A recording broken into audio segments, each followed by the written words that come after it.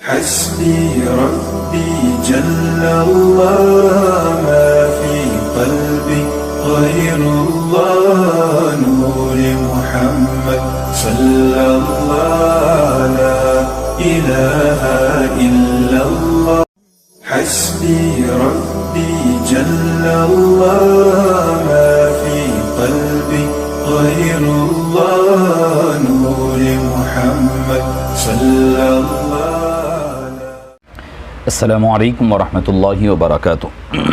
الحمدللہ رب العالمین والصلاة والسلام علی اشرف الانبیاء والمرسلین نبینا وقدوتنا محمد الامین علیہ الصلاة والتسلیم وعلی آلہ وصحبہ اجمعین والحمدللہ رب العالمین. فاعوذ باللہ من الشیطان الرجیم. بسم اللہ الرحمن الرحیم. یا بنی لا تشرک باللہ ان الشرک لظلم عظیم. صدق اللہ العظیم وصدق رسوله النبی الامین الکریم ونحن على ذلك لمن الشاہدین والشاکرین والحمد للہ رب العالمین. ان اللہ وملائکته یصلون علی النبی یا ایہا الذین آمنوا صلوا علیہ وسلموا تسلیما. اللہم صلی وسلم وزد وبارک علی حبیبک ونبیک وخلیلک سیدنا ونبینا وقدوتنا ومولانا محمد وعلى آلہ وصحبہ وبارک وسلم تسلیما کثیرا کثیرا. معزز سامعین کرام، شفیق بزرگوں اور عزیز ساتھیوں، آپ کے خدمت بابرکت میں ماہ ربیع الاول شریف کی مبارک اور مسعود محافل کے ضمن میں عاجز حاضر خدمت ہے. اور آج کا جو عنوان جس پر عاجز گفتگو کرنے کی سعادت حاصل کرے گا وہ ہے کہ شرک و بدعات حقیقی معنی اور مطالب. یعنی شرک اور بدعات کے حقیقی معنی اور مطالب کیا ہے. چونکہ عمومی طور پر ہم دیکھا کرتے ہیں کہ اہل سنت والجماعت کے ہر عقائد پر کئی چیزوں پر کبھی تو کوئی شرک کا فتویٰ لگا دیتا ہے، کبھی کوئی بدعات کا فتویٰ لگا دیا کرتا ہے. تو ضروری سمجھا گیا کہ اس خاص عنوان کے تحت گفتگو کی سعادت حاصل کی جائے. معزز سامعین کرام، سب سے پہلے ہم شرک اور توحید پر گفتگو کرتے ہیں. توحید کہتے ہیں کہ اللہ کو ایک ماننا، اس کی ذات میں، اس کی صفات میں اور اس کی عبادت میں وہ یکا و تنہا ہے، اس کا کوئی شریک نہیں ہے. نہ کوئی نبی ہے، نہ کوئی ولی ہے، نہ کوئی بھی فرشتہ ہے، کوئی بھی اس کی ذات میں، اس کی اسماء و صفات میں، اس کی عبادتوں میں کوئی شریک نہیں. وہ وحدہ لا شریک ہے اور بندگی کے لائق ہر قسم کی عبادت، چاہے وہ دعا ہو، چاہے وہ نماز ہو، چاہے وہ روزہ ہو، چاہے وہ قربانی ہو، نذر و منت ہو، ساری چیزیں اسی کے لیے ہے، اسی کے ساتھ کی جا سکتی ہے. یہ عقیدہ توحید ہے. اپنی ذات میں، اپنے ناموں میں، اپنی صفات میں وہ یکتا ہے، کوئی اس کی صفات میں شریک نہیں ہے. کوئی وہ بذات خود ہر چیز کا مالک و مختار ہے، ہر چیز وہ اکیلا کنٹرول کر رہا ہے، اس کو کسی کی مدد کی ضرورت نہیں، وہ کسی کے ساتھ کسی بھی حیثیت سے شریک نہیں ہے. جو کوئی یہ عقیدہ توحید ہے اسلام کا، اس میں جو کوئی شریک کرے یا اللہ کی ذات میں یا اس کے صفات میں، اس کے ناموں میں، یعنی اللہ ہی کی طرح کوئی اور ہے، تو یہ شرک ہو گیا، بالکل توحید کے مخالف ہو گیا. حضرت لقمان علیہ السلام کے حوالے سے جو انہوں نے اپنے بیٹے کو وصیت کی تھی، نصیحت کی تھی، وَإِذْ قَالَ لُقْمَانُ لِابْنِهِ وَهُوَ يَعِظُهُ يَا بُنَيَّ لَا تُشْرِكْ بِاللَّهِ. جب حضرت لقمان علیہ السلام اپنے بیٹے کو واعظ و نصیحت فرما رہے تھے، فرمایا لا تشرک باللہ، اللہ کے ساتھ کسی کو شریک مت کرو. ان الشرک لظلم عظیم، بے شک شرک بہت بڑا ظلم ہے. ظلم کیا ہے؟ ظلم شرک کے لیے اکثر استعمال ہوا ہے. شرک ظلم کہتے کس کو ہیں؟ وضع الشیء فی موضع آخر، یعنی کوئی چیز کو اپنی جگہ سے ہٹا کر رکھنا، اس کو ظلم کہا جاتا ہے. فقہ میں بھی، عربی زبان میں بھی ظلم کہا جاتا ہے. معزز سامعین کرام، شفیق بزرگوں اور عزیز ساتھیوں، یقیناً توحید آپ جب سمجھ چکے، اس کے برخلاف کوئی اگر یہ سمجھتا ہے کہ اللہ کا نام کسی کے نام کی طرح ہے، کوئی اور کو وہ نام دے دے اور سمجھے کہ یہ بذات خود اس کا نام ہے، یا پھر اس کی صفات، اس کی ذات میں کسی کو بھی کسی بھی اعتبار سے شریک کر دے، تو اس کو شریعت مطہرہ میں شرک کہا جاتا ہے. اب یہاں پر آپ کو اس شرک اور توحید کے جو کانسیپٹ جب کلیئر ہوتا ہے تو اس کی تھوڑی تفصیل ملے گی. دو چیزیں، ایک ہوتا ہے حقیقت، ایک ہوتا ہے مجاز. حقیقت ایک چیز ہوتی ہے، مجازن ایک چیز ہوتی ہے. یہ اس لیے بہت ضروری ہے کہ آپ اگر اس فرق کو نہیں سمجھیں گے تو آپ کو جو ہے حقیقت اور مجاز دونوں کے اندر طبیعت زندگی گزارنا مشکل ہو جائے گا. اس کی ایک مثال ہے کہ کسی کا بچہ انتقال ہوا، ڈاکٹر کے علاج سے اس کی جان بچ گئی، مطلب قریب الموت تھا، جان بچ گئی، تو یہ کہہ دیا جاتا ہے کہ فلاں ڈاکٹر کی وجہ سے جان بچ گئی ہے. آپ بھی سنتے ہیں میرے بچے کو موت کے منہ سے نکالنے والے یہ ہے، میرے بچے کو دوسری زندگی دینے والا یہ ہے، حالانکہ اس کو پتہ ہوتا ہے کہ زندگی دینے والے اللہ ہے، جان موت دینا، موت بچانا، زندہ رکھنا، مارنا، یہ سب اللہ ہی کے ہاتھ میں ہیں، مگر سب کو پتہ ہوتا ہے کہ حقیقی کام کرنے والا اللہ کی ذات ہے، حقیقی موت دینے والا اللہ تعالیٰ ہے، حقیقی زندگی بخشنے والا اللہ ہے۔ یہ جو بات ہو رہی ہے ڈاکٹر کے حوالے سے، یہ مجازی بات ہو رہی ہے، مجازی طور پر بولتے ہیں بھئی ڈاکٹر کے ہاتھ میں شفا ہے۔ شفا کہاں سے؟ وَإِذَا مَرِضْتُ فَهُوَ يَشْفِينِ، جب میں بیمار ہوتا ہے تو شفا وہی دیتا ہے، اللہ دینے والا ہے، اللہ کے دستے قدرت میں شفا ہے، اس کے ناموں میں شفا ہے، اس کے افعال و اعمال میں شفا ہے، اس کے ذکر میں شفا ہے، مگر ہم کہتے ہیں کہ ڈاکٹر کے ہاتھ میں شفا ہے۔ تو آپ ہر کوئی کہے گا بھئی یہ بات ایسی نہیں ہے، یہ مجازی طور پر کہی جا رہی ہے، حقیقی طور پر بات مختلف ہوتی ہے، مجازی طور پر مختلف ہوا کرتی ہے۔ اب میں آپ کو چند باتیں جو ہے گوشہ گزار قرآن کریم وغیرہ کی عبادت میں حقیقی اور مجازی کی تقسیم جو ہے جائز نہیں ہے۔ عبادت میں اللہ کی جو عبادت بندگی ہے اس میں کوئی آدمی سجدہ بھی کرے اور کہے کہ مجازی طور پر کر رہا ہوں، حقیقی طور پر تنہا ہے، نہیں۔ اگر کوئی دوسرے کام کر رہا ہے تو اس کو پھر آپ کو سمجھنا پڑے گا۔ قرآن کریم کہتا ہے ایاک نعبد و ایاک نستعین، صرف ہم اسی کی بندگی کرتے ہیں اور اسی کی عبادت کرتے ہیں، اسی سے استعانت اور مدد طلب کرتے ہیں۔ تو معزز سامعین کرام، اب استعانت پھر اس میں بھی دو بن جائیں گے، استعانت حقیقی، استعانت مجازی۔ بندگی میں نہیں ملے گا آپ کو، بندگی تنہا اللہ کی ہے، خدائے وحدہ لا شریک کی عبادت ہوگی، مگر استعانت و ایاک نستعین جب آئے گا تو پھر یہاں پھر وہ بھی دو بن جائیں گی، حقیقت استعانت حقیقی، استعانت مجازی۔ حقیقی طور پر اللہ ہی سے مانگ رہا ہے بندہ، ہر ایک کو پتہ ہے کہ اللہ کے سوا کوئی دینے والا نہیں ہے، کوئی کچھ ہو جائے تو اللہ ہی دینے والا ہے، مگر مجازی بات آ جائے تو آپ مختلف قسمیں ملتی ہے۔ اللہ تعالیٰ جیسے میں قرآن ہی سے آپ کو پیش کر دیتا ہوں، اللہ تعالیٰ ملائکہ کے بارے میں فرماتا ہے فَالْمُدَبِّرَاتِ أَمْرًا، سورہ نازعات میں فرمایا کہ ان فرشتوں کی قسمیں جو مختلف امور کی تدبیر کرتے ہیں، تدبیر کرنا مدبرات امری اللہ کا کام ہے۔ اللہ تعالیٰ نے ملائکہ کو یہ مدد و استعانت کے ذریعے سے اللہ نے ان کو عطا فرما دیا۔ اللہ تعالیٰ یہ ملائکہ کے حوالے سے فرماتا ہے فَالْمُدَبِّرَاتِ أَمْرًا، ہم نے یہ مدبرات کا جو کام ہے، تدبیر کا جو کام ہے، یہ ہم نے ملائکہ کو دے رکھا ہے، حالانکہ کام اللہ ہی کا ہے، مگر اللہ نے اپنی مرضی سے، اپنے حکم سے، اپنے ارادے سے کسی اور کے لیے اللہ نے عطا فرمایا ہے۔ معزز سامعین کرام، بعض ایسے امور بھی ہے جن میں حقیقت کی تقسیم، حقیقت و مجاز کی تقسیم قابل عمل نہیں ہے۔ جیسے بعض امور آپ دیکھتے ہیں، جیسے کہ ایک مثال عبادت کی میں ابھی آپ کو جیسے دے چکا ہوں، جس میں حقیقی اور مجازی کی تقسیم نہیں ہو سکتی۔ بعض امور ایسے ہیں جس میں حقیقت و مجاز کی تقسیم ممکن ہے، مگر تقسیم کی ضرورت اس لیے نہیں پڑتی کہ جو امور اللہ کے لیے ثابت ہے وہ اس کی شان کے لائق ہے، اور اسی طرح جو امور مخلوق کے لیے ثابت ہے وہ عوام کے لیے ہے، یعنی کھلانا پلانا، کوئی تقسیم علیحدہ علیحدہ ہو جائے گی۔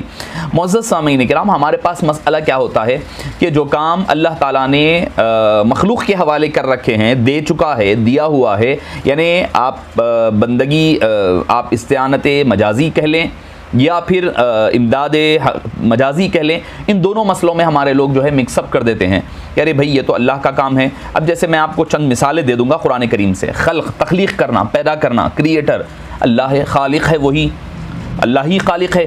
هو اللہ الذی لا الہ الا الملک القدوس السلام المؤمن المہیمن العزیز الجبار، یہ سارے اس کے اسماء و صفات ہے۔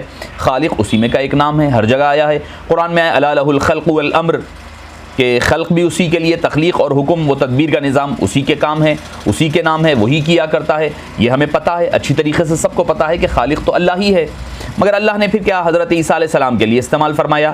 سورہ آل عمران میں آیت نمبر 49 میں اللہ فرماتا ہے انی اخلق لکم من الطین کہیئۃ الطیر، میں تمہارے لیے مٹی سے پرندے کی شکل جیسا ایک پتلا بنا سکتا ہوں، بنا دیتا ہوں۔ انی اخلق لکم، خالق کا لفظ ہے، اخلق بناتا ہوں، الا لہ الخلق والامر، خلق مصدر ہے، اخلق فعل مضارع ہے، فعل مضارع واحد متکلم کا صیغہ ہے، اخلق میں تم کو بنا دوں گا، بناتا ہوں یا بناؤں گا، تخلیق کروں گا، اسی سے ہے۔ اب آگے اور بڑھ جائیں آپ، الوہاب اللہ کا نام ہے، عطا کرنے والا، نوازنے والا، لٹانے والا۔ اللہ تعالیٰ نے حضرت زکریہ علیہ السلام کے لیے استعمال فرمایا کیا؟ رب هب لی من لدنک ذریہ، اللہ کے لیے ہی ہے، اللہ کے لیے دعا فرما رہے ہیں کون؟ حضرت زکریہ، رب هب لی من لدنک ذریۃ طیبہ انک سمیع الدعاء، سورہ آل عمران آیت نمبر 38 میں، کہ اے اللہ مجھے عطا فرما دے ایک نیک پارسا اولاد عطا فرما دے، اور تیرے پاس سے بے شک تو دعاؤں کا سننے والا ہے۔ یہ دعا حضرت زکریہ علیہ السلام نے فرمائی ہے۔ پھر وہیں پر آپ اگر آگے بڑھ جائیں، انک انت الوہاب قرآن کریم میں ہے۔ اب حضرت کون ہے مریم علیہ السلام کی ولادت، کہ حضرت مریم علیہ السلام کے پاس جو حضرت جبریل تشریف لائے، حضرت جبریل علیہ السلام تشریف لائے کس لیے؟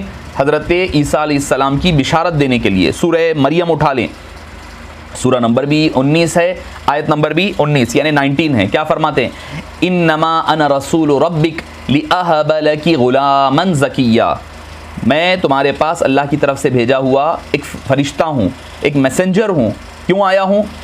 ان لأہب لکی غلاما زکیا، تاکہ میں تمہیں ایک پاک باز پاکیزہ بیٹا عطا کروں۔ وہاب وہی لفظ ہے، اہب عطا کروں، انی لأہب لکی غلاما زکیا، تم کو جو ہے غلام میں عطا کرتا ہوں۔ معزز سامعین کرام، حقیقی معنی میں وہاب تو اللہ ہی ہے، مجازی معنی میں وہاب حضرت سیدنا جبریل امین علیہ السلام کی ذات پاک بھی ہے۔ اچھا، اللہ کا رسول بن کر جو کچھ کہا وہ شرک نہ ہوا، اس لیے کہ وہ رب کا نمائندہ بن کر کے آیا ہے۔ جو کچھ عطا کیا وہ بھی در حقیقت اللہ کے حکم اور اذن سے عطا کیا۔ تو وہاب وہ بھی ہے، اللہ وہاب حقیقی ہے، جبریل امین وہاب مجازی ہے۔ اب اور آگے چلے جائیے، رب کا لفظ، رب الحمدللہ رب العالمین آپ پڑھا کرتے ہیں، ہر نماز میں پڑھتے ہیں۔ اب اس کے بعد آ جائیں، رب کا لفظ قرآن کریم میں کئی مقامات پر کئی اوروں کے لیے استعمال ہوا ہے۔ رب، لوگ پریشان ہو جاتے ہیں، رب اتنا بڑا لفظ ہے، رب پروردگار، لارڈ شپ جس کو ہم کہتے ہیں، ربوبیت جس کو ہم کہتے ہیں، سب سے بڑی اللہ کے جو اسماء مبارکہ میں اللہ کی جو صفات علا ہے، رب پروردگار پالنہار بہت بڑا ہے۔ آپ اگر سورہ یوسف اٹھا لیں، آیت نمبر 42، چیپٹر نمبر 41، اللہ عز و جل کیا فرماتا ہے؟ یا صاحبی السجن اما احدکما فیسقی ربہ خمرا واما الاخر فسوف یسلب فتأکل الطیر من رأسه قضی الامر الذی فیہ تستفتیان وقال للذی ظن انہ ناج منہم اذکرنی عند ربک، میں 2 مرتبہ 3 مرتبہ پڑھ رہا ہوں، کیوں؟ آپ کو بتلانے کے لیے۔ حضرت یوسف علیہ السلام نے 2 اپنے قیدی جو آئے تھے جیل میں، ان سے جب انہوں نے آپ سے اپنی تعبیر خوابوں کی پوچھی تو آپ نے فرمایا کہ ایک وہ ہوگا جو واپس جا کر کے بادشاہ کو پھر سے جو ہے شراب پلائے گا یا اس کا ساقی بنے گا، پلانے والا بنے گا۔ دوسرا جو روٹیاں توڑنے والا ہے، روٹیاں جس نے خواب میں اپنے سر پر دیکھی ہے، وہ پھانسی دے دیا جائے گا اور پرندے اس کے سر سے گوشت نوچ کر کے کھائیں گے۔ قضی الامر الذی فیہ تستفتیان، جس کے بارے میں تم نے مجھ سے دریافت کیا، یہ فیصلہ ہو چکا ہے اور یہ ہو کر رہے گا۔ اچھا، غیب کا علم تو اللہ ہی جانتا ہے، پھر حضرت یوسف علیہ السلام کیسے فرما رہے ہیں قضی الامر الذی فیہ تستفتیان؟ ان کو کیسے پتا ہے کہ فیصلہ ہو چکا اور یہ ہو کے رہے گا اور حقیقت میں ہوا بھی ہے؟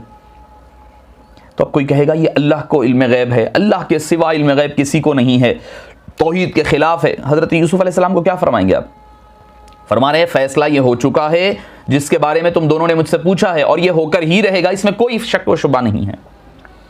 آگے کی آیت میں کیا فرمایا؟ وقال للذی ظن انہ ناج منہم اذکرنی عند ربک، فرمایا کہ جس شخص کو آپ نے یعنی دونوں میں سے رہائی پانے والا سمجھا کہ اپنے بادشاہ کے پاس میرا ذکر کرنا، اذکرنی عند ربک، اپنے رب کے پاس میرا ذکر کرنا۔ یہاں پر رب سے مراد اللہ نہیں ہے، یہاں رب سے مراد بادشاہ ہے۔ جو اس دور کا جو بادشاہ تھا حضرت یوسف علیہ السلام کے دور کا، اس کے بارے میں ربک کا لفظ حضرت یوسف ذکر کر رہے ہیں۔ یہ وہ انہوں کی بات کر رہے ہیں تو ہم کہیں گے تو شرک اور کفر کے فتوے لگیں گے۔ حضرت یوسف علی نبینا وعلیہ الصلاۃ والسلام، جن کو کریم ابن کریم ابن کریم ابن کریم فرمایا گیا، وہ یوسف علیہ السلام فرما رہے ہیں منہ اذکرنی عند ربک، میرا ذکر کرنا اپنے رب کے پاس۔ رب سے مراد کون ہے؟ یہاں رب سے مراد بادشاہ وقت ہے، نہ کہ کوئی حقیقی پروردگار خداوند قدوس ہے۔ اس آیت کریمہ میں حضرت یوسف علیہ الصلاۃ والسلام بادشاہ سے میرا ذکر کرنے کے لیے رب کا لفظ استعمال فرمائے۔ پھر آگے اسی آیت میں آگے پڑھے فَأَنْسَاهُ الشَّيْطَانُ عِنْدَ رَبِّهِ ذِكْرَ رَبِّهِ فَلَبِثَ فِي السِّجْنِ بِضْعَ سِنِينَ فَأَنْسَاهُ الشَّيْطَانُ، تو شیطان نے ان کو بھلا دیے، ذکر ربه، ان کے رب کے پاس ذکر کرنے سے، یعنی میرا ذکر ان کے رب کے پاس، یعنی حضرت یوسف کی جو بات تھی، جو ریکویسٹ تھی، وہ ان کے رب کے پاس۔ رب سے مراد یہاں پر بھی بادشاہ ہے۔ ایک آیت میں 2 جگہ لفظ رب اللہ کے علاوہ بادشاہ کے لیے استعمال ہو رہا ہے، اور پھر اللہ تعالیٰ نے قرآن میں ممانعت بھی نہیں فرمائی۔ نعوذ باللہ، ہم تو یہ مانتے ہیں کہ انبیاء کرام خطا سے، ہر چیز سے اللہ نے پاک رکھا ہے، معصوم عن الخطا ہوتے ہیں۔ وہ نبی حضرت یوسف علیہ السلام کا ذکر ہو رہا ہے، جن کے نام پر مکمل ایک سورہ رکھا گیا، وہ یوسف علیہ السلام ذکر فرما رہے ہیں رب کا لفظ غیر خدا کے لیے۔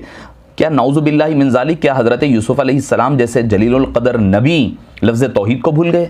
نعوذ باللہ من ذالک۔ اچھا چلیں نبی سے غلطی ہو گئی ہو، نہ ہوتی، یہ تو نہیں ہوتی ہے، معصوم عن الخطا ہوتے ہیں، اللہ نے قرآن کریم میں پھر اس کا رد نہیں فرمایا، یہ نہیں فرمایا یوسف نے غلط کہا تھا، نعوذ باللہ من ذالک، حضرت یوسف سے غلطی ہو گئی تھی، انہوں نے رب کا لفظ میرے بجائے بادشاہ کے لیے استعمال فرمایا، کہیں پر نہیں فرمایا۔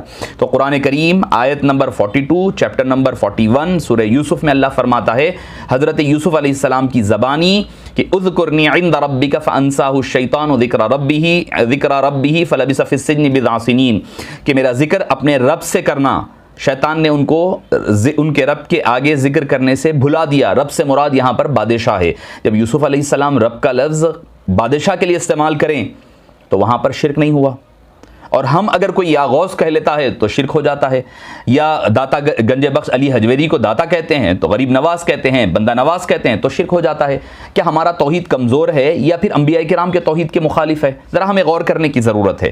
پھر اگر آپ سورہ بنی اسرائیل میں چلے جائیں، اللہ تعالیٰ فرماتا ہے چیپٹر نمبر 17 آیت نمبر 24، اللہ فرماتا ہے وَقُلْ رَبِّ ارْحَمْهُمَا كَمَا رَبَّيَانِي صَغِيرًا، اے مصطفیٰ کریم آپ فرما دیجئے ان کو، رب ارحمہما، اپنے رب سے یہ دعا کرتے رہو، ربی اے میرے رب، ارحمہما میرے ماں باپ پر رحم فرما، کما جیسے کہ ربیانی صغیرا، ان دونوں ربوں نے، میرے ان دونوں ربوں نے جیسا مجھ پر رحم کیا بچپنے میں، یعنی رب کا مطلب پالا پوسا، رحم کرنے کے معنی میں ہے۔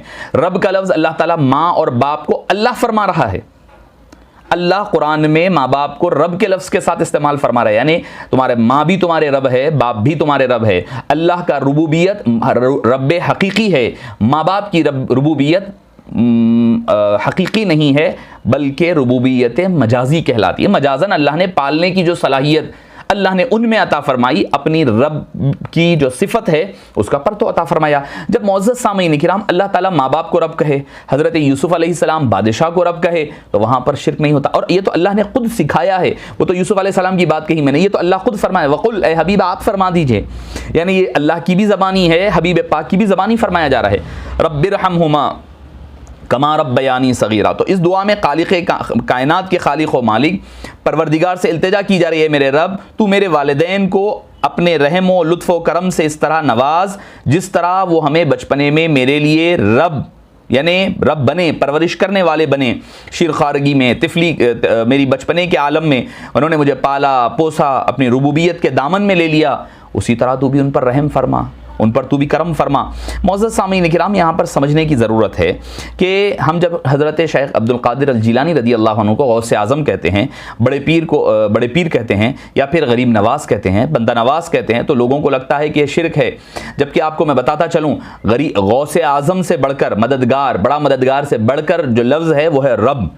رب کا لفظ بہت بڑا لفظ ہے، یہاں پر جب رب کا لفظ بول سکتے ہیں غیر خدا کے لیے تو غوث چھوٹا لفظ ہے، غریب نواز چھوٹا لفظ ہے، بندہ نواز چھوٹا لفظ ہے، داتا علی حجویری، داتا مشکل کشا، یہ چھوٹے لفظ ہے، اس کے آگے رب ہے آپ کا، رب اللہ کی ربوبیت کا اظہار ہو رہا ہے۔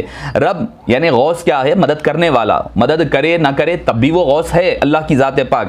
مگر آپ دیکھیں گے تو غوث کا لفظ جو ہے اللہ ہمارے اولیاء کے لیے استعمال ہو تو پریشان ہو جاتے ہیں، جبکہ اللہ تعالیٰ نے اس سے بڑا لفظ رب غیر خدا کے لیے، مخلوق خدا کے لیے، اپنی مخلوق کے لیے استعمال فرمایا ہے۔ آپ کو ہمیں اس چیز پر غور کرنے کی بہت زیادہ سختی کی ضرورت ہے۔ ایسی کئی مثالیں خود قرآن کریم میں آپ کو ہم کو مل جائے گی جس میں اللہ تعالیٰ نے، چونکہ مجھے بدعت پر بھی گفتگو کرنی ہے تو میں اختصار کے ساتھ شرک پر، توحید پر، میں سمجھتا ہوں کہ یہ ایک علیحدہ عنوان تھا اور ایک بدعت کا علیحدہ عنوان ہو سکتا تھا، مگر چونکہ ایک جگہ یکجا عنوان ہے تو اسی وجہ سے کوشش یہ کر رہا ہوں کہ اختصار کے ساتھ ان دونوں کو کمبائن کر سکوں۔ اچھا ایک اور مثال میں دوں گا، موت و حیات دینے والا کون ہے؟ اللہ کی ذات ہے، زندگی دینے والا، موت دینے والا اللہ ہے، اللہ ہی دیتا ہے نا، اللہ کے سوا کوئی مار نہیں سکتا، حی لا یموت ہے، وہ زندگی دیتا ہے، یحیی و یمیت اسی کی ذات پاک ہے۔ اب قرآن کریم سے پوچھتے ہیں، اللہ تعالیٰ سورہ زمر میں فرماتا ہے اللہ یتوفی الانفس حین موتها، اللہ جانوں کو ان کی موت کے وقت ان کی روحوں کو قبض فرماتا ہے۔ قرآن میں موت لینے کا جو کام ہے اللہ قرآن میں فرمایا ہے. سورہ سجدہ میں آپ آگے فرما دیکھیے، قل اے حبیب آپ فرما دیجئے یتوفاکم ملک الموت الذی وکل بکم ثم الی ربکم ترجعون، موت کا فرشتہ جو تم پر مقرر کیا گیا ہے، جو تمہاری روح کو قبض کرتا ہے، پھر تم اپنے رب کی طرف لوٹا دیے جاؤ گے. اب کیا فرمائیں گے؟ ایک ہی لفظ ہے یتوفل انفس، اللہ یتوفا، اللہ وفات دیتا ہے، موت دیتا ہے. یتوفاکم ملک الموت، ملک الموت بھی تم کو وفات دیتے ہیں. اب کیا کریں گے آپ کی ہماری شرک توحید کہاں چلی گئی؟ اب کس پر شرک کا فتویٰ لگائیں گے؟ یہاں پر یہ بھی لفظ قل کے ذریعے سے، دیکھیے قرآن میں یاد رکھیے جو اہم چیزیں ہوتی ہے وہ قل کے ذریعے سے آیا کرتی ہے. جو قل کے ذریعے سے آئے تو اس میں کلام خدا بھی شامل ہوتا ہے، کلام مصطفیٰ بھی شامل ہوتا ہے. قل یتوفاکم ملک الموت، آپ فرما دیجئے ملک الموت کو ملک الموت تم کو موت دیتے ہیں. موت دینا تو اللہ کا کام ہے، ملک الموت کب سے دینے لگ گئے؟ یہاں پر شرک کہاں گیا؟ آپ کی توحید کہاں چلی گئی؟ یتوفا ایک ہی لفظ ہے، ایک ہی فعل ہے، کوئی الگ الگ فعل نہیں ہے. تب ہم یہاں پر اہل سنت والجماعت کے پاس، ہمارے پاس اس پر بچنے کا آسان راستہ کیا ہے؟ حقیقی وفات دینے والا اللہ کی ذات پاک ہے، مجازی وفات دینے والا اللہ کے اذن سے، اللہ کے حکم سے ملک الموت ہے. معاملہ خلاص آسان ہے. بخاری شریف میں اگر آپ اٹھا لیں کہ حضرت، تفصیل میں نہیں جاؤں گا، حضرت ملک الموت تشریف لائے حضرت موسیٰ علیہ السلام کے پاس، کتاب الجنائز حدیث نمبر 2374 میں یہ حدیث پاک منقول ہے کہ حضرت ملک الموت حضرت موسیٰ علیہ السلام پاس تشریف لائے اور فرمایا کہ بھئی میں آپ کی روح لینے آیا ہوں. تو حضرت موسیٰ علیہ السلام نے ان کی آنکھ میں مکہ مار دیا، تماچا مارا، جس کی وجہ سے ان کی آنکھ نکل آئی. وہ اللہ کے دربار میں گویا ہوئے اللہ تعالیٰ کو فرمانے لگے ارسلتنی الی عبد لا یرید الموت، ارسلتنی الی عبد لا یرید الموت، اے باری تعالیٰ تو نے مجھے ایک ایسے بندے کے پاس بھیجا ہے لا یرید الموت، وہ مرنا نہیں چاہتا. موت تو دینا اللہ کا کام ہے، موت دینا اللہ کا کام ہے.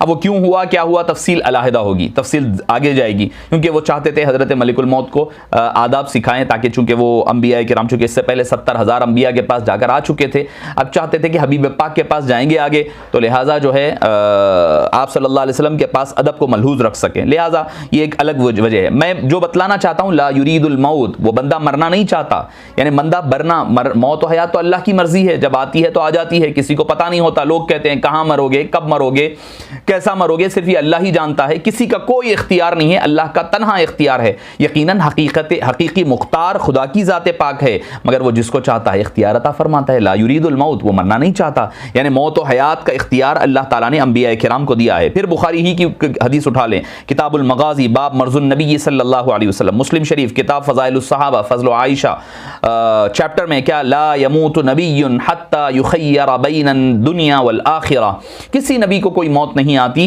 جب تک کہ ان کو اس بات کا اختیار نہ دے دیا جائے کہ کس بات کا، کہ چاہے تو وہ زندگی میں دنیا میں رہے، چاہے تو وہ موت اختیار فرمائے. تو معزز سامعین کرام، یہ تھا ایک خلاصہ آپ کے سامنے شرک کے حوالے سے. شرک کی حقیقی معنی کیا ہے؟ شرک کا حقیقی معنی یہ ہے کہ ہر کام حقیقتاً کرنے والا اللہ کی ذات ہے، مگر اس نے اپنے کام، کچھ کام کسی بندوں کے بھی سپرد کر رکھا ہے. جس کو وہ چاہتا ہے، جس کو چاہتا ہے علم غیب عطا کرتا ہے، جس کو چاہتا ہے جو اختیار عطا فرماتا ہے، جس کو چاہتا ہے اس کو لفظ استعمال فرمانے کی اجازت دیتا ہے. خود رحیم ہے، مصطفیٰ کو رحیم کہا. خود رؤوف ہے، مصطفیٰ کو رؤوف کہا. خود علی ہے، حضرت علی کو نام اپنا دیا. اللہ جس کو چاہتا ہے، جیسے چاہتا ہے، وہ اس کا اختیار ہے، جو مالک ہے. ہمیں کیا ماننا چاہیے؟ اس کا حقیقی معنی کیا ہوگا؟ کرنے والے کام اللہ ہی کرتا ہے، دینے والا حقیقتاً اللہ ہی دیتا ہے، کسی کے وسیلے سے، کسی کے ذریعے سے. جیسے میں نے آپ کو مثال دی، ڈاکٹر آپ کو اچھا کر دیا، ڈاکٹر کی وجہ سے آپ اچھے ہو گئے. حقیقتاً ڈاکٹر کے ہاتھ میں کچھ نہیں ہوتا، جو ہوتا ہے اللہ کے ہاتھ میں ہوتا ہے. شفا دینے والا اللہ ہوتا ہے. ہم کہتے ہیں کہ ڈاکٹر کے ہاتھ میں شفا ہے، ڈاکٹر نے زندگی دی ہے، ڈاکٹرز نے بچا لیا ہے، دوسری زندگی مل گئی، فلاں فلاں کئی چیزیں ہم کہتے ہیں، وہ مجازی معنی میں ہوتے ہیں. تو اسی طرح اولیاء کرام کو غوث کہنا، اولیاء کرام کو بندہ نواز کہنا، اولیاء کرام کو خواجہ غریب نواز کہنا، یہ کیا ہے؟ دیتا اللہ ہے، تقسیم وہ اللہ کے حکم سے، اذن سے مخلوق خدا میں فرمایا کرتے ہیں. تو معزز سامعین کرام، میں شاید ہو سکتا اس پر بہت طویل گفتگو کر سکتا، مگر اختصاراً یہاں پر اپنی گفتگو کو ختم کرتے ہوئے لفظ بدعت کی طرف آتا ہوں. بدعت عربی زبان کا لفظ ہے. بدعت کے لغوی معنی کیا ہے؟ ابتداء الشیء وصنعه لا عن مثال، کہ بھئی کسی سابقہ مثال کے بغیر کسی چیز کا آغاز کرنے کا نام بدعت ہے. یعنی کوئی مثال پہلے نہ ہو، اس چیز کو اسٹارٹ اپ لینا، اس کا نام بدعت ہے. اور حضرت امام ابن حجر الاسقلانی علیہ رحمہ بخاری شریف کی شرح میں فرماتے ہیں لفظ بدعت کے حوالے سے البدعۃ اصلها ما احدث على غیر مثال سابق، فرماتے ہیں کہ بدعت کیا ہوتی ہے؟ جس کی پہلے کوئی مثال سابق میں نظر نہ آتی ہو، اس کو لغوی یعنی لٹرل میننگ میں آپ کو بدعت کہا جاتا ہے۔ اب آئیے بدعت اصطلاحاً یعنی اسلام میں بدعت کس کو کہتے ہیں؟ میں آپ کہوں گا تو شاید ہو سکتا ہے آپ کو لگے گا کہ بھئی اپنی مرضی سے کہہ رہے ہیں۔ امام نووی بہت بڑے امام، شافعی المسلک ہے، صحیح مسلم کی انہوں نے شرح بھی کی ہے۔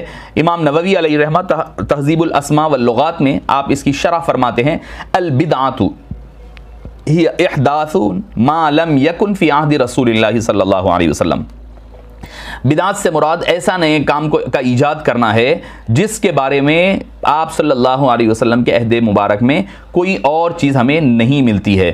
تو اور اچھا اس کے علاوہ کون ان کی نے علامہ ابن تیمیہ مجموع الفتاوی میں خود لکھتے ہیں کیا کہ وہ فرماتے ہیں کہ بدعت شرعیہ میں سے ہے، یعنی بدعت شرعیہ یعنی بدعت حقیقی اور مجازی ہونے کا بھی امکان کون میں اور آپ نہیں کہہ رہے ہیں، یہ جو حضرات کے امام ہیں بدعت سے مراد وہ کہتے ہیں ابن تیمیہ مجموع الفتاوی میں بدعت سے مراد ایسا کام جو اعتقادات و عبادات میں کتاب و سنت اور اخبار امت کے اجماع کے خلاف ہو، اور وہ خود کہہ رہے ہیں بدعت کیا ہے؟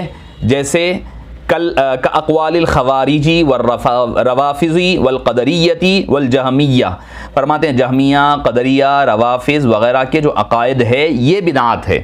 کون؟ میں آپ نہیں، اہل حدیث کے امام کہہ رہے ہیں، ابن تیمیہ۔ اٹھا کر ان کے مجموع الفتاوی دیکھ لیں، جلد نمبر 3 پیج نمبر 195۔ کیا کہ بدعت سے مراد کیا ہے؟ بدعت کیا چیز ہوتی ہے؟ ما خالفت الکتاب والسنہ واجماع سلف الامہ من الاعتقادات والعبادات، یعنی کتاب و سنت کے مخالف جو چیز ہے اور اجماع امت کے سلف امت کے خلاف جو بات جائے اخبار امت کے، اس کو انہوں نے بدعت قرار دیا۔ کون؟ علامہ ابن تیمیہ۔ میں آپ کی بات نہیں کہہ رہا ہوں، میں آپ کی کہوں گا تو شاید ہو سکتا ہے کوئی نہ مانے۔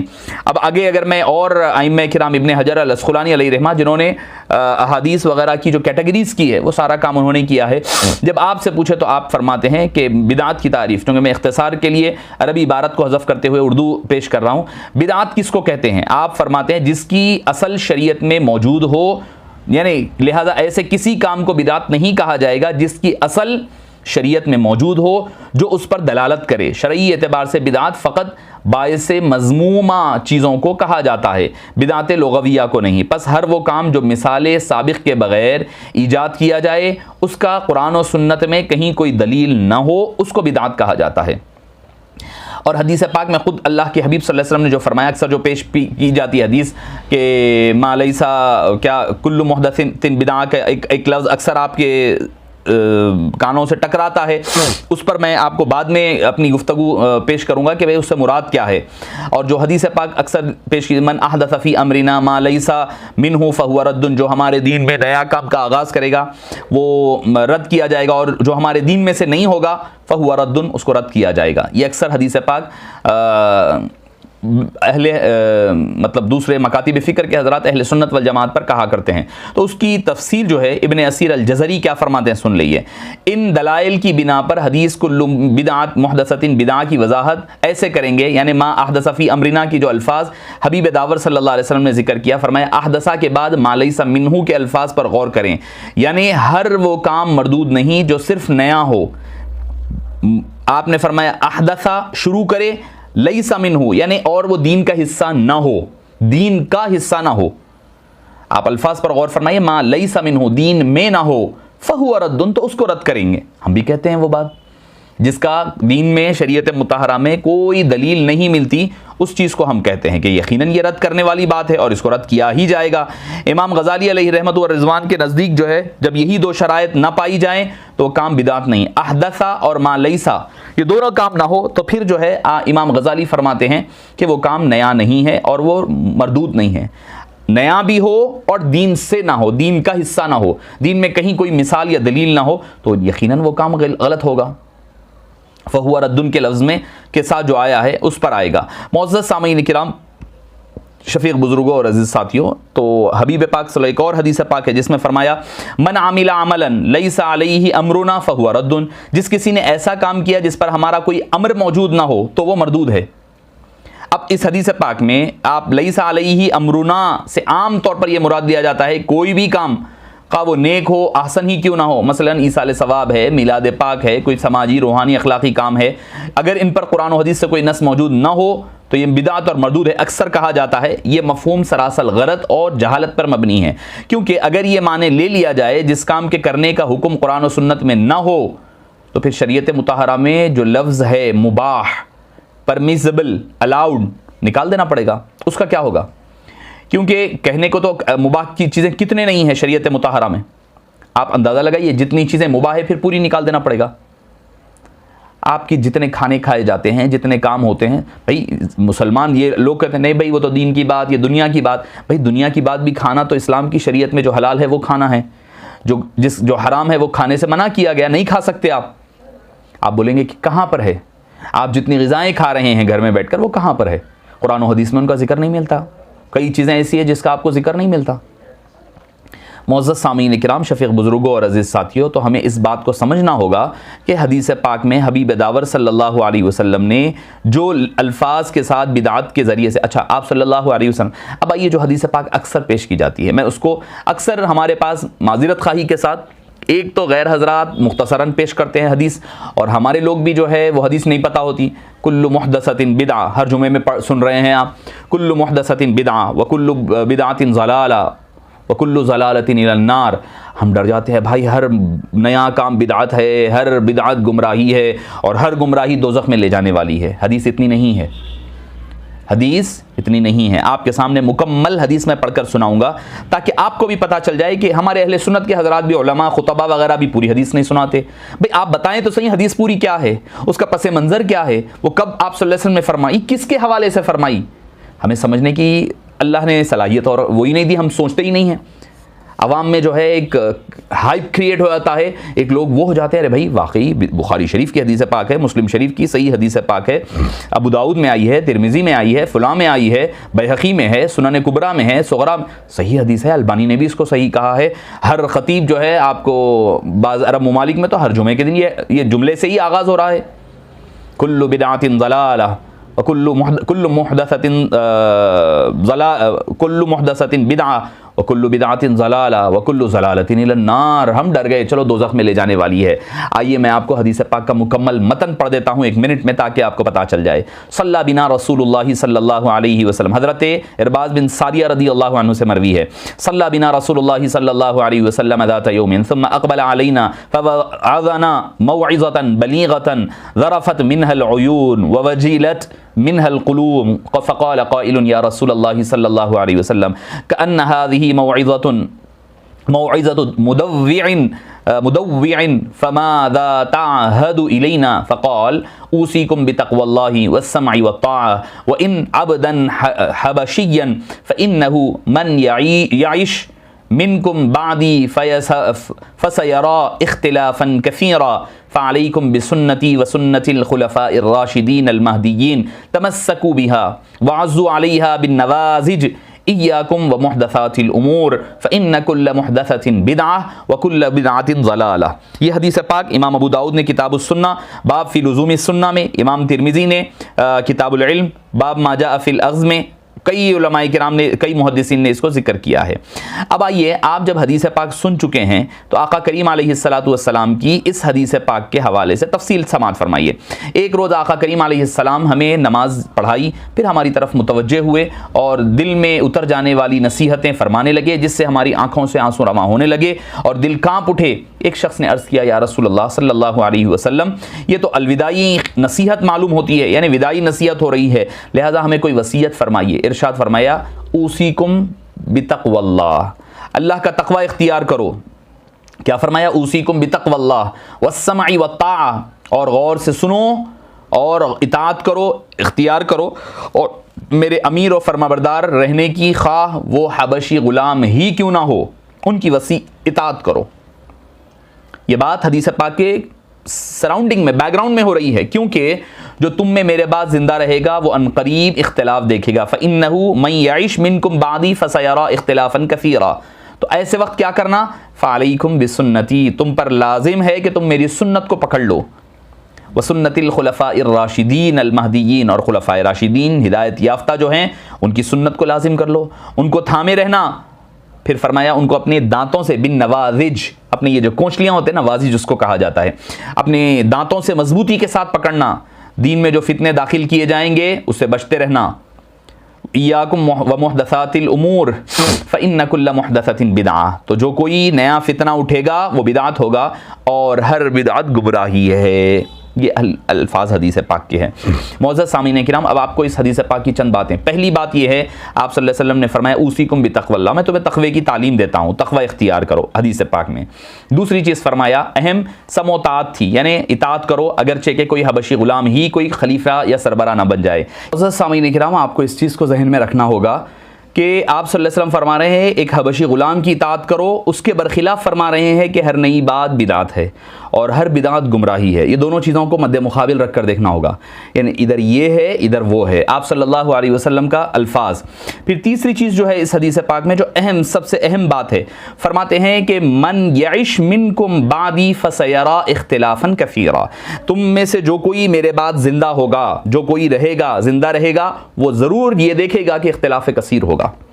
یہ بات فوری امیڈیٹلی بعد آپ صلی اللہ علیہ وسلم کی وفات کے بعد کی بات ہو رہی ہے. یہ کوئی 1400 سال کے بعد میلاد بنانے والوں کی بات نہیں ہو رہی ہے اس میں.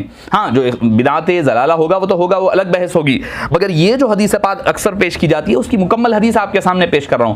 فَسَيَرَىٰ مِنْكُمْ فَسَيَرَىٰ اخْتِلَافًا كَثِيرًا، بہت بڑا اختلاف پاؤ گے. اس حدیث کے الفاظ توجہ فرمائیں، وہ اختلاف کثیر، گروہ بندیاں، وہ فتنے وہ ہیں جو آپ صلی اللہ علیہ وسلم ذکر فرما رہے ہیں. اس کا تعلق صدیوں کے بعد کے فتنوں سے نہیں ہے، بلکہ یہ عین حضور پاک کے وفات کے بعد کی بات ہے. فوراً بعد دور صحابہ، دور خلفاء راشدین میں ہونے والے اختلافات ہے. خود منکرین زکوٰۃ اٹھا لیں، منکرین زکوٰۃ، یا پھر آپ جھوٹے دعوے دار، یا پھر حضرت عثمان غنی کے دور کے فتنے، حضرت علی مرتضیٰ کے دور کے فتنے، یا حضرت امام حسن کے. یہ فعلیکم، اور اس کا تعلق بھی خاص جوڑا، فعلیکم بسنتی، میری سنت کو اپنانا ہوگا. وسنت الخلفاء الراشدین المہدیین، میرے خلفاء راشدین کی سنتوں کو اپنانا ہوگا. یعنی میرے دور کے بعد جو فتنے آئیں گے اس سے بچنا ہے، ان فتنوں سے، ان بدعتوں سے بچنا ہے. خلفاء راشدین کا دامن تھامنا پڑے گا، میرا اور میرے خلفاء راشدین کا دامن تھامنا ہوگا. کیوں؟ کیونکہ یہ جو فتنے اٹھیں گے، محدثات الامور اٹھیں گے، یہ اسی دور کی بات ہوگی. محدثات الامور وہ اختلاف کثیر ہے جو آپ صلی اللہ علیہ وسلم کے فوراً بعد خلفاء راشدین کے دور مبارک میں اٹھے ہیں. فتنے زکوٰۃ ہے، فتنے ارتداد ہے، ادعائے نبوت ہے، وغیرہ وغیرہ، جس کو آپ صلی اللہ علیہ وسلم نے محدثات الامور فرمایا ہے. اب آپ کو یہاں پر سمجھنا ہوگا کہ یہ حدیث پاک مکمل ہے جو میں آپ کے سامنے پیش کیا ہوں. اب آپ اندازہ لگائیے کہ محدثات الامور کیا ہے، بدعات کی حقیقی تعریف کیا ہے. علامہ ابن تیمیہ کا میں نے آپ کے سامنے حوالہ جو پیش کیا تھا، ابن تیمیہ کیا کہتے ہیں، جیسے روافض، خوارج، قدریہ، جبریہ، یہ لوگ جو ہے یہ فتنے ہیں، ان کے عقائد بدعت ہے. میلاد کو بدعت نہیں کہا انہوں نے درگاہوں پر جانے کو بدعت نہیں کہا، 11ویں 12ویں کو بدعت نہیں کہا، شرک کو بدعت نہیں کہا، بلکہ وہ کیا کہہ رہے ہیں، جو روافض کا طریقہ ہے، جو روافض اور خوارج کا طریقہ ہے، نواصب کا طریقہ ہے، جبریہ و قدریہ کے عقائد ہے، وہ بدعت ہے. حدیث پاک بھی وہی ہمیں وضاحت صراحت کر رہی ہے. تو معزز سامعین کرام، وصال کے فوری بعد خلفاء راشدین کے زمانے میں جو اختلاف ہوا اس سے مراد حقیقی بدعات ہیں، حقیقی بدعات وہ ہیں. اور اسی حدیث پاک کو چند الفاظ کے اضافے کے ساتھ امام ترمذی نے بھی نقل فرمایا ہے، اور الفاظ مختلف ہے، عضو علیہا بن نوازج وغیرہ کے الفاظ مختلف نظر آتے ہیں، مگر بات وہی ہو رہی ہے. تو معزز سامعین کرام، حبیب پاک صلی اللہ علیہ وسلم نے جو مقصد و مطلب ہمیں عطا فرمایا تھا، ہم کہیں اور طرف وہ مقصد و مطلب کو لے کر چلے گئے، اور پھر ہمیں یہ لگنے لگا کہ بھئی ہر وہ کام جو نیا ہو رہا ہے وہ بدعت ہو رہا ہے. نہیں، آپ کو میں بدعت کی چند مثالیں آپ کے گوشہ گزار کر کے اپنی گفتگو کو ختم کر دوں، چونکہ طویل ہو رہی ہے گفتگو. معزز سامعین کرام، آپ دیکھیں گے کہ صحابہ کرام کے دور مبارک میں بدعات وغیرہ، تصور بدعت، اور صحابہ کرام کے پاس جمع قرآن اور حضرت امام ابو بکر و عمر کا عمل بدعت ہے. ہے بدعت، کوئی انکار نہیں کر سکے گا، کوئی یہ نہیں کہہ سکتا کہ یہ بدعت نہیں ہے، یقیناً یہ بدعت ہے، کیونکہ آپ صلی اللہ علیہ وسلم کے دور مبارک میں نہیں ہوا ہے۔ تو اس چیز کو بدعت کہنا، پھر اب کہیے کہ حضرت امام حضرت ابوبکر صدیق اور حضرت عمر فاروق نے اس کو بدعت قرار دیا ہے، یقیناً نہیں کہہ سکتے۔ کیوں؟ کیونکہ آپ صلی اللہ علیہ وسلم نے بھی فرما دیا تھا کہ سنت الخلفاء الراشدین المہدیین، تو میرے خلفاء راشدین کی سنت بھی تمہارے لیے وہی حکم اور درجہ رکھتی ہے جو درجہ اور حکم جو ہے تمہارے معاملات رکھتے ہیں۔ معزز سامعین کرام، حضرت عمر فاروق رضی اللہ عنہ نے، حضرت ابوبکر صدیق نے رضی اللہ عنہما نے جو قرآن کریم کو جمع فرمایا، بدعت ہے مگر بدعت حسنہ ہے۔ حضرت عمر فاروق کے دور کی مثال باجماعت تراویح کا پڑھنا بدعت ہے، بدعت حسنہ ہے۔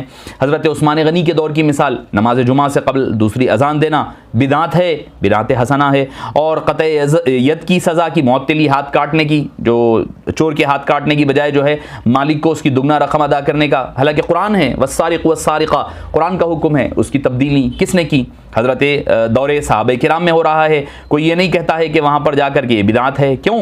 کیونکہ یہ صحابہ کرام کا عمل ہے، اس میں ان لوگوں نے بتلایا ہے۔ تصور بدعات الگ الگ ہیں، تصور بدعات ان کے نزدیک کیا ہے؟ فرماتے ہیں کہ وہ ایک یہ کہ جو قرآن و حدیث سے ٹکرائے، قرآن حدیث کے خلاف جائے۔ تو یہ دور مبارک آپ اٹھا کر کے لے لیں، حضرت عمر فاروق رضی اللہ عنہ نے اس کی بجائے کہا کہ بھائی اونٹنی کی کیا قیمت ہے؟ انہوں نے کہا 400 درہم ہے۔ آپ نے فرمایا غلاموں کے آقا حاتب کو 800 درہم ادا کرنے کا حکم دیا۔ امام احمد بن حنبل سے ایک مرتبہ پوچھا گیا کہ لوگ بھوک سے دو چار ہیں اور کوئی شخص مجبور ہو کر چوری کرے تو اس کے لیے کیا حکم کاٹنا ہے؟ آپ نے فرمایا جب اس کو حاجت مجبور کرے اور لوگ بھوک و سختی سے کے دور سے گزر رہے ہوں تو ہاتھ نہ کاٹا جائے۔ حضرت عمر فاروق نے کہا تھا لا قطع فی عام سنۃ، زمانہ قحط سالی میں ہاتھ نہ کاٹے جائیں۔ حضرت عمر فاروق رضی اللہ عنہ نے، جو آپ صلی اللہ علیہ وسلم کے دور میں خواتین نماز کے لیے آتی تھیں، ان کو آپ نے روک دیا آپ نے۔ اچھا، زکوٰۃ جو انکار کرے اس سے جہاد ہوا، حضرت عمر فاروق حضرت ابوبکر صدیق کے دور میں ہوا، پھر اس پر کیا حکم لگائیں گے؟ لواطت پر جو ہے جلانے کی سزا، یہ تو شریعت مطہرہ میں حضرت ابوبکر صدیق نے لواطت کے ایک عادی مجرم کو آگ میں جلانے کا حکم دیا۔ قرآن اور حدیث سے آپ مجھے بتا دئیے کوئی کتابیہ عورت سے نکاح کی ممانعت جب مسائل بڑھنے لگے، جو کتابیاں اور عورتیں ہوتی ہے اہل کتاب، ان سے پھر فرمایا کہ حضرت عمر بھی آگاہ تھے، انہوں نے کہا کہ نہیں اب نہیں کریں گے، مسلمان سے کرے۔ اب اس پر کیا کہیں گے آپ؟ یہ بدعت نہیں ہوئی؟ یہ آپ کو میں چند بدعات کی مثالیں دے رہا ہوں جو آپ صلی اللہ علیہ وسلم کے بعد پیش آئی ہے۔ معزز سامعین کرام، کئی ایسی مثالیں، تاجروں سے جو ہے عشور کی وصولی کا حکم لے لیں، مجرم کے لیے شہر بدر کرنے کی جو حکم تھا آپ صلی اللہ علیہ وسلم کے دور میں تھا اس کو منسوخ کیا گیا۔ گھوڑوں اور غلاموں پر جو ہے صدقہ لینے کا حکم لگایا گیا۔ بیت المال سے جو ہے وظیفے مقرر کیے گئے، حالانکہ یہ آپ صلی اللہ علیہ وسلم وآلہ وسلم کے دور مبارک میں ہمیں نہیں ملتا ہے۔ آپ کتنی چیزیں نکالیں گے؟ آپ لکھتے جائیں گے تو حضرت خباب نے پہلی مرتبہ شہید کیے جانے سے پہلے 2 رکعت نماز ادا کی، حضرت علی نے علم نحو کو ایجاد فرمایا، حضرت عمر فاروق نے علم صرف کو ایجاد فرمایا، حضرت علی نے ایک ہی شہر میں 2 نماز عید کے 2 اجتماعات مقرر فرمائے، پھر حضرت بلال وضو کے بعد 2 رکعت نماز پڑھا کرتے تھے، کوئی حدیث میں کوئی قرآن میں نہیں ہے، آپ صلی اللہ علیہ وسلم نے ان کو حکم بھی نہیں دیا تھا۔ حضرت عثمان نے پھر قرآن کریم کو پھر سے ترتیب دیا۔ کتنی میں آپ کے سامنے مثالیں پیش کروں گا، صرف یہ دور صحابہ کی بات ہو رہی ہے۔ لوگ کہتے ہیں بدعت، میں نے ایک صاحب سے پوچھا کہ آپ بدعت کی مجھے مثال بتائیے کہ بدعت آپ کہتے کس کو ہے؟ میں نے کہا آپ ایک ڈیسائیڈ کر لیجئے کہ بدعت یہ ہے، اس کے بعد ہم بات کریں گے۔ وہ کہنے لگے جو آپ صلی اللہ علیہ وسلم کے دور میں نہیں ہوا۔ میں نے کہا سوچ کر بولیے، کئی ایسے کام ہیں جو دور رسالت میں آپ صلی اللہ علیہ وسلم میں نہیں ہوا، بعد کے دوروں میں ہوا، میں آپ کو کئی مثالیں دے سکتا ہوں۔ انہوں نے کہا کہ نہیں صحابہ کے دور میں نہیں ہوا۔ میں نے کہا صحابہ، یہ بھی سوچ کر بولیے، صحابہ کے دور کے بعد کی میں نے آپ کو کئی باتیں چیزیں بتاؤں گا جو آج شریعت مطہرہ کا ہر ایک کے پاس حصہ ہے۔ تو پریشان ہو گئے، بولے کیا؟ میں نے کہا کہ آج آپ مکے میں چلے جائیں تو مکے کے سامنے اتنا بڑا ٹاور ٹھہرا ہوا ہے، اتنا بڑا مینار لگایا ہوا ہے، مکے کو میناریں ہیں، مدینے کو مینار۔ کوئی ایک صحابی کے دور میں مجھے بتا دیجئے کہ مسجدوں پر مینار لگائے گئے تھے، بتائیے آپ۔ حضرت عمر بن عبدالعزیز کے بارے میں آتا ہے کہ انہوں نے سب سے پہلے مینار لگائے ہیں۔ کہاں سے شروع کرو گے آپ؟ کہاں تک باتیں جائے گی؟ اور سب نے، جس نے بھی مسجد نبوی یا مسجد حرام کو میناریں لگائی ہے، یا جتنے بھی فرقے والے، ہر ایک کی مسجد پر مینار لگا ہوا ہے، ہر مسجد پر۔ مجھے لا کر کے ایک دلیل بتا دے، کہاں سے لاؤ گے آپ؟ کہاں سے لا کر کے بتاؤ گے؟ سرکار کے دور میں تو میناریں نہیں تھیں۔ خوبصورت مساجد کا بننا حالانکہ ممانعت تھی، اب آج کل ہر مکتب فکر کے پاس چلے جائیں، خوبصورت ترین مساجد ہے۔ بھائی نیکی ہی سمجھ کر کیا جا رہا ہے نا، باعث ثواب سمجھ کر ہی تو کیا جا رہا ہے۔ بخاری شریف کا بننا، مسلم شریف کا بننا، دور بخاری ہونا، درس بخاری ہونا، ختم بخاری ہونا، مدارس کا قیام، مدارس میں چلنا، چندے لینا وغیرہ وغیرہ، یہ سارا کام کہاں سے آ گیا ہے؟ یہ ساری چیزیں بدعت نہیں ہوگی؟ بدعت ہے، بدعت حسنہ کہلائی جائے گی. بدعت حسنہ اچھی بدعت مانی جائے گی، خراب بدعت نہیں مانی جائے گی. امام نووی علیہ الرحمہ نے بدعات کی 5 اقسام لکھی ہے: بدعت واجبہ، بدعت مندوبہ، بدعت مباحہ، بدعت مکروہہ اور بدعت حرام. الگ الگ ہر ایک کی انہوں نے مثالیں دے دے کر کے امام نووی علیہ الرحمۃ والرضوان نے ہمیں اس کی مثالیں دے دے کر کے سمجھایا ہے. تو معزز سامعین کرام، جو بدعات کے حوالے سے یہ کہا جاتا ہے کہ ہر بدعت گمراہی ہے، یہ بھی غلط ہے. اور شرک و بدعات کے حوالے سے جو باتیں اکثر کہی جاتی ہے، ہر کام شرک ایسے زبان پر چڑھا ہوا ہے جیسے کہ کوئی عام بات ہو رہی ہے، ہر چیز پر بدعات کہنے کے نعرے لگ جاتے ہیں. اب میں بدعت حسنہ کی چند مثالیں آپ کے سامنے پیش کر کے آپ کو اپنی گفتگو ختم کر دوں. کیا کیا ہو سکتے ہیں؟ یعنی مساجد میں قرآن مجید و تسبیح وغیرہ رکھنا، یہ بھی بدعت ہے. مینار و گنبد و محراب لگانا بدعت حسنہ ہے. قرآن مجید پر اعراب لگانا، قرآن مجید کا مختلف زبانوں میں ترجمہ کرنا، اس پر غلاف چڑھانا، اس کی اعلیٰ ترین طباعت کرنا، یہ بھی بدعت ہے مگر بدعت حسنہ ہے. قرآن مجید کی الگ الگ پاروں میں تقسیم، صورتوں کی موجودہ ترتیب، مختلف رکوعات کے مقامات کہاں سے آیا؟ کس نے پارے بنائے؟ کوئی ایک ضعیف حدیث لا کر کے بتائیے. کیا کوئی صحابی نے قرآن کریم میں 30 پارے بنائے تھے؟ نہیں بنائے. قرآن کریم کے 30 پارے حجاج بن یوسف کے بارے میں آتا ہے کہ اس نے پہلے اعراب لگایا. سب سے پہلا اعراب. آپ اور ہم جو نان عرب لوگ ہیں، عجم میں رہنے والے لوگ ہیں، قرآن کریم پڑھ رہے ہیں، یہ بھی بدعت ہے. کیوں؟ کہ قرآن کریم پر اعراب نہیں تھا، اعراب بعد میں لگایا گیا. حجاج بن یوسف کے بارے میں آتا ہے اس نے اعراب لگایا ہے. پھر اگر اٹھا لیں تو آپ قرآن کریم کو 30 پاروں میں بانٹنا، یہ بھی بدعت قرار پائے گی. یہ بھی نہیں تھا پہلے. رکوعات کی ترتیب پہلے کہیں نہیں تھی. پھر اس کے بعد دکانوں، گھروں، مساجد میں قرآنی آیات، ختم قرآن، کلمہ طیبہ یا دیگر خاص آیات کا اہتمام کرنا، یہ بھی بدعت حسنہ ہے. آپ صلی اللہ علیہ وسلم کو بطور درود شریف پڑھنا اور لکھنا صلی اللہ علیہ وسلم، یہ بھی بدعت ہے، بدعت حسنہ ہے. دینی مدارس میں درس قرآن، درس حدیث، دورہ قرآن، تفسیر وغیرہ وغیرہ جتنے دروس ہوتے ہیں، تبلیغ پر نکلنا، حدیث کا کام، یہ ساری کی ساری بدعات ہے. بزرگوں کے مگر بدعت حسنہ ہے. درود پاک کی مختلف درود پاک کی محفلیں، صلاۃ و سلام پڑھنا، یہ بھی بدعت حسنہ ہے. ہر سال پورے رمضان جماعت کے ساتھ 20 رکعت تراویح پڑھنا، محفل شبینہ، چند روزہ تراویح میں قرآن کریم مکمل سنانے کا انتظام، یہ بھی بدعت ہے مگر بدعت حسنہ ہے. تراویح کے اختتام پر تکمیل قرآن کی محافل کرنا، دعائے ختم القرآن حرمین میں پڑھا جاتا ہے بھائی، یہ بھی تو بدعت حسنہ ہے. تاریخ مقرر کر کے درس قرآن اور درس حدیث، محفل نعت، محفل درود، جلسے میلاد النبی، 11ویں 12ویں تبلیغی اجتماعات، چھٹی شریف، جو بھی محافل وغیرہ ہوں گی، رجب وغیرہ کی یہ ساری چیزیں بدعت حسنہ کے زمرے میں آئیں گی. بزرگانہ دین کے ایام اور آراس، یہ بھی بدعت حسنہ میں آئے گی. مباح کامیں ہوں گی یہ، یا بدعت حسنہ کے حکم میں ہوگا. اور اسی طرح اور کئی چیزیں، جمعہ میں مروجہ خطبہ پڑھنا اور خطبے سے قبل تقریر کرنا، ایمان مفصل، ایمان مجمل، 6 کلمے پڑھنا، یاد کرنا، یہ بھی بدعت حسنہ ہے. کوئی خاص حدیث سے ان الفاظ کے ساتھ ہمیں نہیں ملتا. تو معزز سامعین کرام، اور میں اگر کہتے بیٹھوں تو شاید ہو سکتا ہے کہ بہت سارا وقت ہو جائے، مگر خلاصہ کلام کے طور پر یہ کہنا چاہتا ہوں کہ ہر بدعت گمراہی نہیں ہے، اور میلاد پاک تو ہرگز گمراہی یا پھر بدعت نہیں ہے، بلکہ یہ عین سنت، قرآن و سنت کا لب لباب ہے. قرآن میں انبیاء کرام کا میلاد ملتا ہے، حضرت عیسیٰ کا ملے گا، حضرت یحییٰ کا ملے گا، دوسرے کئی انبیاء کرام کا میلاد حضرت عیسیٰ آدم علیہ السلام ملے گا، میلاد آدم ملے گا آپ کو. سارے واقعات ہمیں قرآن کریم میں ملیں گے. میلاد موسیٰ علیہ السلام ملے گا، آپ کو پڑھتے جائیں گے اگر آپ تو. میں چونکہ وہ میرا عنوان بھی نہیں ہے اور تفصیلات ہوگی. میلاد نامہ مریم علیہ السلام ملے گا، سورہ آل عمران میں تفصیل کے ساتھ آپ کو ملے گا. پھر آگے بڑھتے جائیں آپ تو حضرت عیسیٰ علیہ السلام کا، یحییٰ علیہ السلام کا میلاد، حضرت عیسیٰ علیہ السلام کا میلاد. قرآن کریم میں انبیاء کرام کے جو میلاد نامہ ہیں قرآن کریم میں، میلاد حضرت عیسیٰ علیہ السلام علیہ الصلاۃ والتسلیم کا ذکر ملے گا. پھر حبیب پاک صلی اللہ علیہ وسلم کا میلاد پاک بڑی شان کے ساتھ ملے گا. آپ کا میلاد نامہ جو ہے کہیں کما ارسلنا فیکم رسولا ہے، کم لقد من اللہ علی المؤمنین ہے، قد جاءکم رسولنا ہے، قد جاءکم من اللہ نور و کتاب مبین ہے. مختلف الفاظ، وما ارسلناک الا رحمۃ للعالمین، انا ارسلنا الیکم رسولا وما ارسلناک الا کافۃ للناس، کئی الفاظ کے ساتھ ملے گا. میلاد نامہ انبیاء سے لے کر میلاد مصطفیٰ تک قرآن کریم میں تذکرہ ملتا ہے. اس کے لیے صرف عقل اور ہوش نہیں بلکہ دل اور عشق بھی چاہیے. جب وہ عشق مصطفیٰ نصیب ہو جاتا ہے تو پھر اس پر پانا اور اس کو تلاش کرنا آسان ہو جایا کرتا ہے. اللہ پاک سے دعا ہے کہ باری تعالی ہمیں اور آپ کو صحیح عقیدہ عطا فرما، اس پر سے بات ختم اور اس پر ٹکے رہنے کی توفیق نصیب فرما. وصلی اللہ تعالی وسلم علی سیدنا محمد وعلی آلہ وصحبہ اجمعین والحمد للہ رب العالمین.